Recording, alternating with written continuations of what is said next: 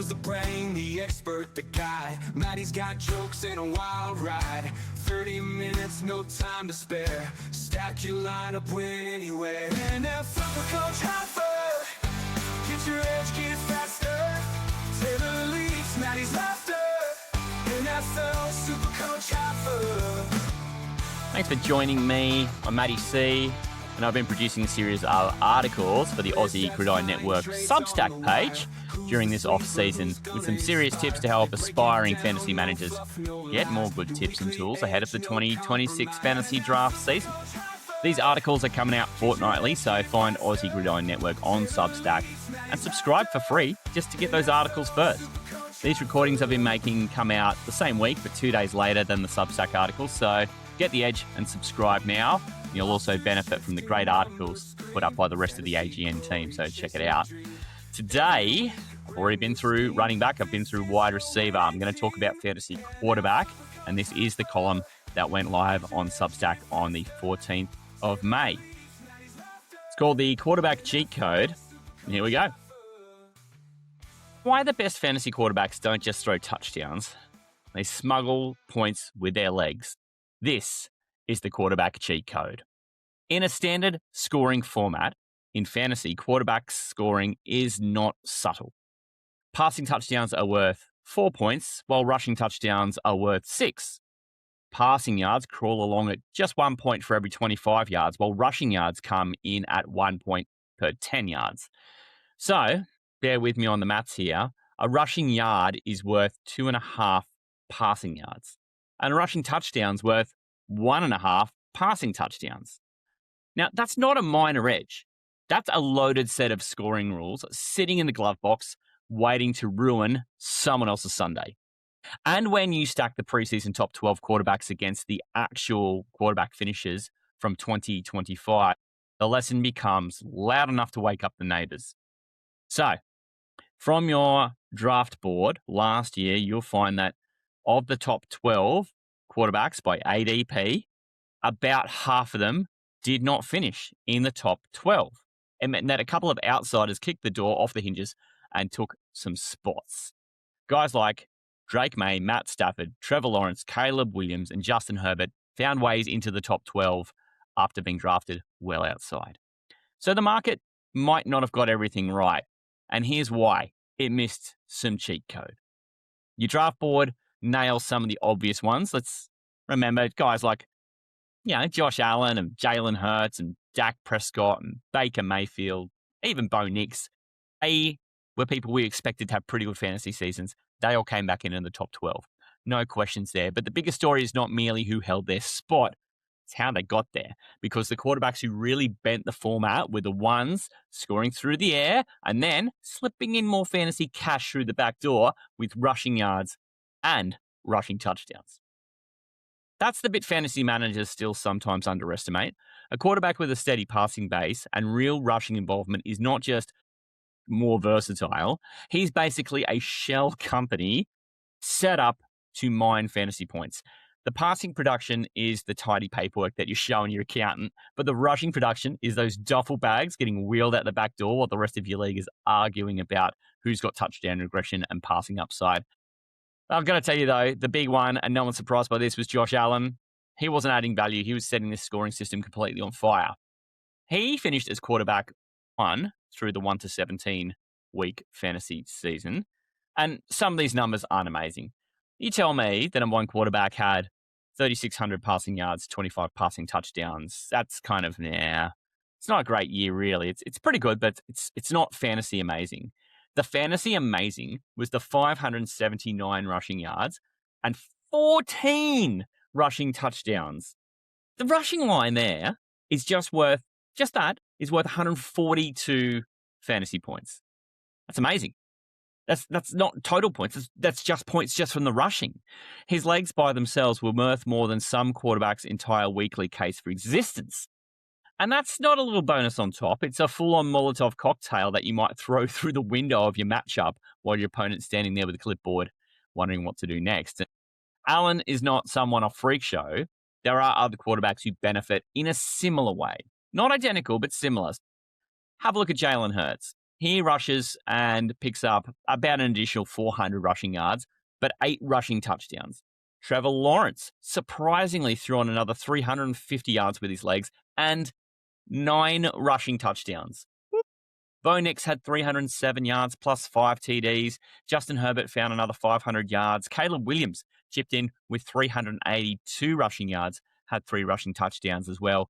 Across, if you took the average of all the top 12 fantasy quarterbacks, the group averaged about 328 yards and 4.4 rushing touchdowns. So it works out to about an extra 60 points per fantasy quarterback just from rushing alone before you even count what they did through the air. So that's the cheat code, because the passing pays the bills, but the rushing is your offshore account in the Cayman Islands. That said, the top 12 is not all of these guys. There are pocket passes. They can still get you there, but the tax on it is brutal.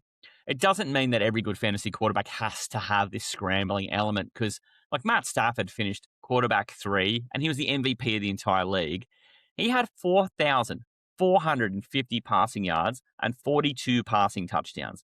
You have to do so much to be a top 5 quarterback without the rushing. And he offered nothing on the ground. Jared Goff finished at quarterback 11, similar passing numbers, 4,233 passing yards and 33 passing touchdowns, but next to no rushing help, certainly no rushing touchdowns. And they got there the hard way. They had to throw a mountain of yards and they had to throw touchdowns like they were going out of fashion because they weren't picking up the cheap high-value points with the legs. That's really the part I think that you have to hammer home here. If your quarterback does not run, he can be fantasy relevant, but he just has to throw like a maniac to make that difference up because of how undervalued those points are when they're passing versus when they're rushing. You have to be so productive through the air to cover for the fact that it is really a butter knife in a gunfight. The misses actually tell the story probably better than the hits. Where fantasy managers really got clipped was on the more expensive quarterbacks who didn't return the value. So while battling some injury, Joe Burrow might be the cleanest example of what the high-end fantasy quarterback looked like without the proper rushing insulation. He managed bugger all rushing yards, didn't get a rushing touchdown. Brock Purdy, not much better, 126 rushing yards, a couple of rushing touchdowns. They're not season-shaping rushing totals. They're just kind of like a little tip jar at the cafe after you've ordered your latte. And if the passing volume is not nuclear, there's just no second avenue to get them into that elite scoring tier. The other category that's a little different is your Lamar Jackson, Jaden Daniels, Kyler Murray. They were not really lacking in mobility, but they just lacked enough healthy volume for that to kind of fully matter.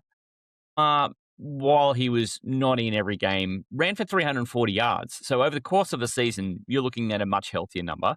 Jaden Daniels had 278 rushing yards in his 7 games. Kyler managed 173 in 5 games. The problem was that the rushing boost never had enough runway to take off and stack up into a full season fantasy point scoring hammer. So what are we really learning here? The goal at quarterback isn't simply just find a good passer who throws a mountain of yards. And it's not even blindly, hey, draft the guy who runs a lot. It's find the quarterback who can throw enough each week to matter. And then kind of sneak in the rushing work that tilts the entire scoring format in your favor. Give me the bloke who throws to 25 touchdowns and runs for another 5 to 8. Give me the guy who casually adds that 350, 400 on the ground while everyone else is distracted by completion percentage and just how many passing touchdowns you got to get to catch up to me. Because that's where the league winning value starts to get filthy. In a standard format, the quarterback who runs is not just stacking the points, he's laundering them. He's taking a nice, safe weekly total, dousing it in petrol, and lobbing it into the fireworks shed of your head-to-head matchup. And once you see it clearly, it kind of gets hard to unsee. And this is why 2025 look-backs matter so much for 2026, because at all these positions, the names change, the hype trains will change. The ADPs will do their usual dance, but the blueprint won't change one bit. The quarterbacks who can combine passing volume with rushing equity will just keep creating unfair fights, and the fantasy managers who spot them before the market catches up will walk away with the cash and hopefully a big smug grin. So That's where we're going next, because looking back is useful, but looking forward's where the money is. So soon we'll be hunting into the 2026 running backs, wide receivers, and now Vin 3 quarterbacks who have that same recipe bubbling away under the hood. The passers with a side hustle on the scorers with a second income stream. The blokes ready to set your fantasy season on fire in all the right ways. Thanks for joining me on these opportunities to read these articles out. Been producing these articles for that Substack page. They're packed with serious tips and tools, so go and check it out. They're coming out fortnightly. Make sure you find them on Aussie Gridiron Network on Substack. Subscribe, it's free, and it will make sure you don't miss what's next. The recordings you've been listening to here, we drop in the same week, but 2 days after that Substack article. So if you want the edge, subscribe now. Get them first, cost you nothing, and it'll come straight to your email. And you'll also get the benefit of all those great articles from the team at the Aussie Gridiron Network. In the meantime, I'll be back to talk briefly about tight ends before we get into the nuts and bolts of looking forward. I look forward to seeing you in a couple of weeks' time. Hooroo! SuperCoach Halfa, get your edge, get it faster. Taylor leads Matty's laughter. NFL SuperCoach Halfa, NFL SuperCoach Halfa, get your edge, get it faster.